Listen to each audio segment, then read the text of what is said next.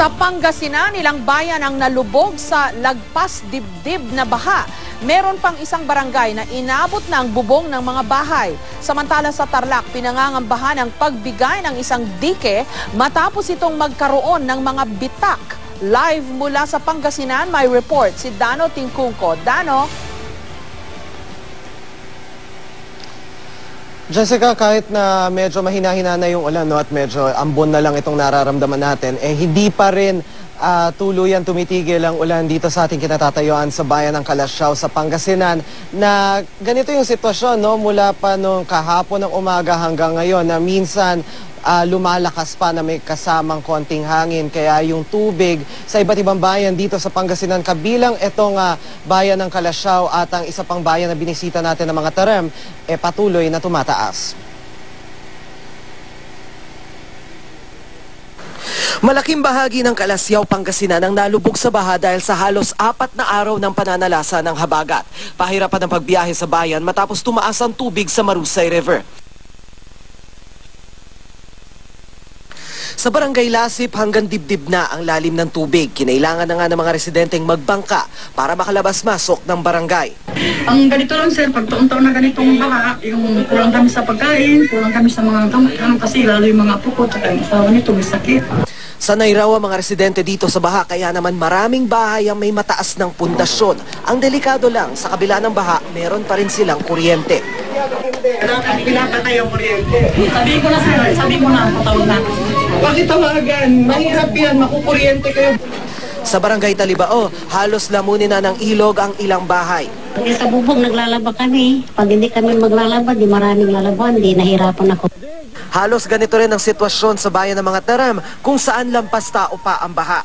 Nagsimula na mga otoridad na maglikas ng mga pamilya, partikular ang mga natrap sa Barangay Pampano. Sa Barangay Bunlalakaw, inabutan namin ng pagpapatupad ng forced evacuation.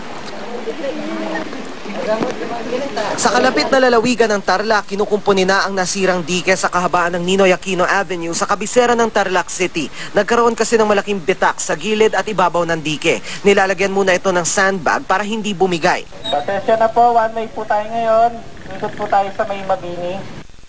Kaninang umaga, hindi nadaanan ng kahit anong uri ng sasakyan ng Ninoy Aquino Bridge. Malaking perwisyo sa amin kasi dito lang kami naghahanap buhay tapos sinara pa. Iniingatan kasi nilang wag nang madagdagan ang pinsala ng dike. Dahil kapag ka nasira ito, sisirain niya ang simbahan ng Plazuela, papasukin na ang downtown. Billions of property ang masisira. Halos ibabaw na lang daw kasi ng kalye at river wall ang naiwang nakatayo. Na-scar na yan, no? Siguro yung estimate natin mga nasa 2 to 3 meters yung na-scar. So, itong natin, itong platform natin na ito, so anytime po, pwede yung mag-collapse. Kaya kami mga sandbag na tayo para anytime pag nag-collapse yan, kasabay na yung sandbag. Matapos inspeksyonin, muli naman nila itong binuksan sa mga sasakyan. Jessica, sa pinakahuling tala ng PDRRMO ng lalawigan ng Pangasinan, nasa 22,171 na pamilya na o katulas na 110,000 na katao na ang kabuang naapektuhan ng baha dito sa Pangasinan. Kung isi-zero in natin yan doon sa mga binisita nating bayan ng Calasiao at mga Tarem, sa mga Tarem ay 6,563 families yan o 33,000 persons. Habang sa Calasiao naman, 10,238 families o 51,000 na katao na ang apektado ng baha dito sa Pangasinan dulot ng habagat. Jessica. Okay, Dano, ang pangunahin bang cause ng baha dyan yung volume din ng ulan na bumagsak dyan sa Pangasinan?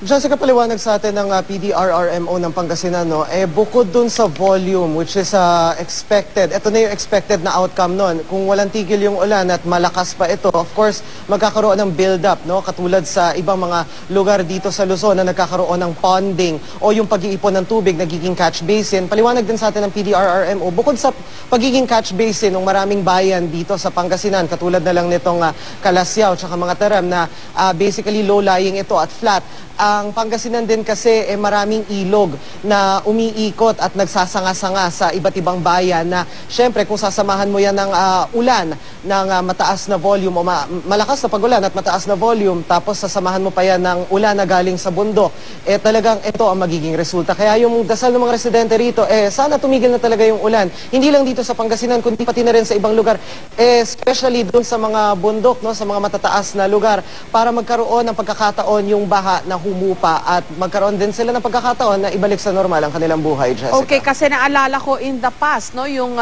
nung Pepeng, yung bagyong Pepeng ang nakapagdulot ng malaking at malawak na baha diyan ay yung pagpapakawala ng isang dam diyan. Pero ngayon wala tayong walang ganung nangyari. Talagang malakas lang talaga yung buhos ng ulan diyan sa Pangasinan.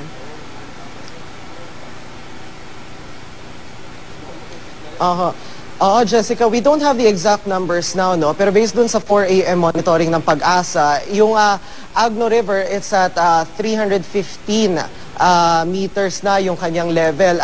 Yan ay, if you compare it, kung matatandaan natin, no, yung spilling level, I understand, nung Agno River is 280. So, you would understand na talagang nag-overflow ito, talagang nag-swell yung river. At syempre, yung Agno River na yan kasi, paliwanag sa atin ng PDRRMO, marami ang dinadaanan at marami ang mga sinasanga-sangahan dito sa Pangasinan. So, syempre, if the main, kumbaga, if you compare it, if you use the metaphor of a heart, siguro, or the body, if your main artery is, I guess, overwhelmed or swollen, syempre, yung kanyang mga dadaanan as well, magiging swollen at magiging mag-overflow as well. So, ganun, basically, ganun yung nangyari dito sa Pangasinan, Jessica. Okay, maraming salamat at ingat kayo dyan, Dano Tingkungko.